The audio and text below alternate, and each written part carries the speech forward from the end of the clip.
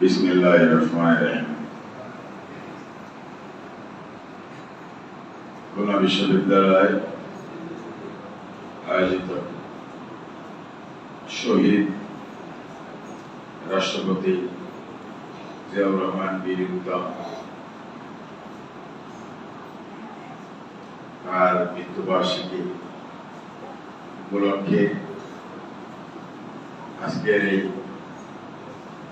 আলোচনা সভায় উপস্থিত রয়েছেন সুন্দরবন কলেজের সাবেক ভিপি, ছাত্র দলের সাবেক সভাপতি, যুব দলের সাবেক সাধারণ সম্পাদক, খুলনা মহানগরী বিএনপির সাবেক সিনিয়র যুগ্ম আহ্বায়ক, বিশিষ্ট শিল্পপতি জননেতা তরিকুল ইসলাম জহির, উপস্থিত আছেন ভাইস চ্যান্সেলর সম্মানিত জনাব রেজাউল করিম, উপস্থিত রয়েছেন প্রভিসি জননেতা জনাব হারুন আর রশিদ, খুলনা বিশ্ববিদ্যালয়ের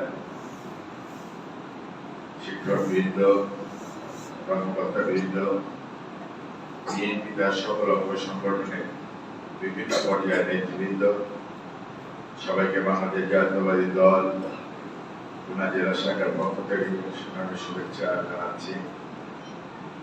আপনারা নিশ্চয়ই জানেন যে আজকে এই দিনে শহীদ রাষ্ট্রপতি জিয়াউর রহমানকে নির্মমভাবে হত্যা করা হয়েছিল। দেশে এবং বিদেশি চক্রান্তের মধ্য দিয়ে বিপদগামী কিছু সেনা কর্মকর্তারা তাকে হত্যা করেছিলেন।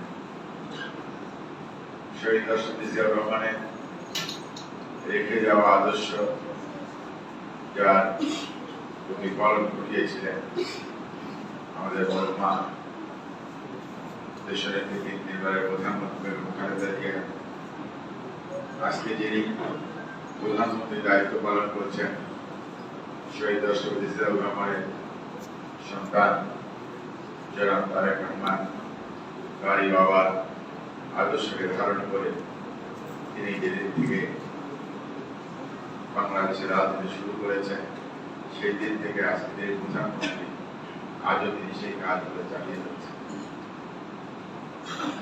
তার দেওয়া প্রতিশ্রুতিগুলো একে একে করে বাস্তবায়ন করে চলছে। শহীদ রাষ্ট্রপতি জিয়াউর রহমান এমন একজন ব্যক্তি ছিলেন যিনি সকল দল মতের ঊর্ধ্বে একজন মানুষ ছিলেন। যে মানুষটি 1971 সালে যখন শেখ মুজিবুর রহমান পাকিস্তানিদের সাথে আঘাত করে পলায়ন করেছিলেন, সেই সময় কিন্তু এই দেশে নেতৃত্ব দেওয়ার মতো কেউ খুঁজে পাচ্ছিলেন।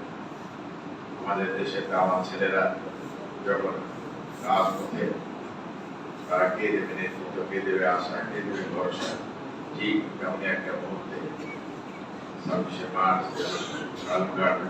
থেকে আমি শহীদ জিয়া বলছি এই ঘোষণা দিয়ে এই স্বাধীনতার যুদ্ধে নেমে পড়েছিলেন।